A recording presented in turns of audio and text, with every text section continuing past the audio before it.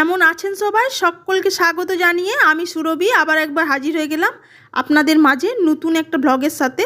আজকের ব্লগটা ভীষণ ইন্টারেস্টিং, আপনারা দেখতে থাকুন, আশা করি আপনাদেরও ভীষণ ভালো লাগবে। এখন আমরা চলে এসেছি মসময় কেভ। এটা চেরাপুঞ্জিতে অবস্থিত। এটা ইন্ডিয়ার মধ্যে সবথেকে লংগেস্ট কেভ বলা হয়। ভীষণ অ্যাডভেঞ্চার অপেক্ষা করছে। চলুন আপনাদের সাথে নিয়ে পুরো কেভটা ঘুরে দেখব। Assamese and Bengali thali available. Student, এই যে সুন্দর, এই যে thank you, please visit again.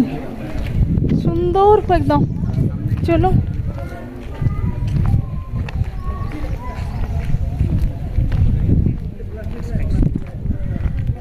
আমি ভাবলাম আমাদের ওই যে চাদরগুলো আমাদের দুটো আছে, মনুর জন্য একটা কিনবো। জার্নি করার জন্য গো, মনুর জন্য প্রবলেম হয় কি। আজ থেকে প্রায় 15-16 বছর আগে এসেছিলাম, তখন এরকম ছিল না, অনেক চেঞ্জ হয়ে গেছে। ছেলে ছোট ছিল তো, একদম মানে একদম প্লে গ্রুপে তখন পড়াশোনা করতো, তাও অ্যাডমিশনও করায়নি স্কুলে মনে হয়। সে তখন এসেছিলাম, এখন অনেক চেঞ্জ দেখতে পাচ্ছি জানেন। চলুন কেবের ভিতরে এখন সিঁড়ি দিয়ে যাচ্ছে, যেতে হবে আর কি। সে ঠিকই বলেছ, সিঁড়ি। হ্যাঁ,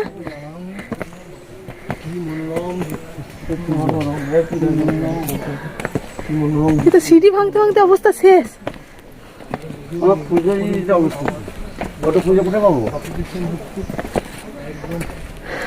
মাকে 5,000 টাকা খুঁজো, 150 টাকা 200 টাকা নোট দিয়ে নিয়ে আসতে পারো। এই যে টিকিট মূল্য এখানে সব লেখা আছে।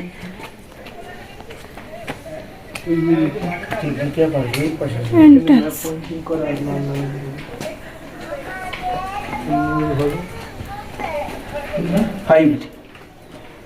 Ticket counter.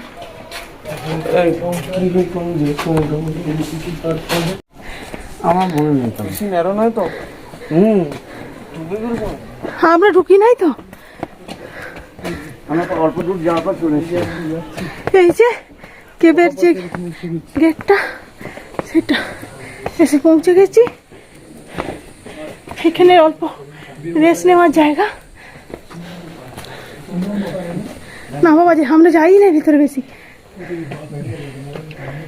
এই যে দেখুন গুহা, কি মনোরম গুহা। দেখুন মৌচাকের মতো চলছে। শেষ করা যাবে না। দেখে নিচে দেখে বেশি যাওয়ার দরকার নাই নাকি? বেরোতে পারবি না এদিকে? বেরোতে পারবে না।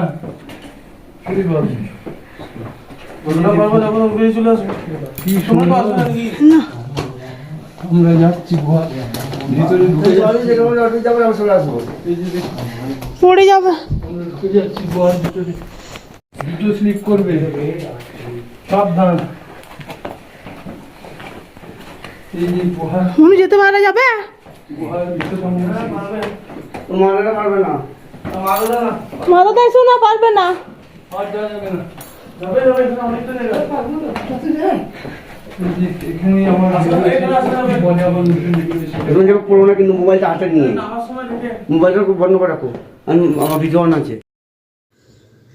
ভিতরটা দেখুন, ভীষণ অন্ধকার আর কনজাস্টেড, বুঝতেই পাচ্ছেন গুহা মানে কেমন পরিস্থিতি। আমি রেকমেন্ড করব বাচ্চা এবং বয়স্ক মানুষদের এখানে না আনাই ভালো। তবে আগে যখন এসেছিলাম কোনো লাইটের ব্যবস্থা ছিল না, এবারে দেখলাম একটা ভিতরে লাইট জ্বলছে। আর এতটা জায়গাটা কনজাস্টেড, মানে মোটা মানুষদের পক্ষেও আর যাওয়া সম্ভব হয় না। আমার তো ভীষণ ভয় করছে এরকম একটা জায়গাতে। আমি বেশি দূর যেতে পারলাম না, যত দূর গেলাম সবটাই আপনাদের সাথে শেয়ার করলাম। আর ছেলে গেছে, বললো মা আমি বেশি দূর যাব না, যতটা যেতে পারবো ততটাই যাব। মায়ের মন তো বুঝতেই পারছেন, তাই বারবার চিৎকার করে ছেলেকে ডেকে ডেকে সাবধান করছি যে বাবা যাস না। এখন ওইখানে যেয়ে যদি ফেঁসে যায়, মানে বেরোনো কীভাবে যে বেরোনো হবে সেটাই আমি বুঝতে পারছি না। আপনাদের দাদাও কিছুটা যে ঘুরে চলে আসলো, ভয় পেয়ে গেল। চলুন আজকের ব্লগটা এখানেই শেষ করছি। আপনাদের কেমন লাগলো অবশ্যই জানাবেন।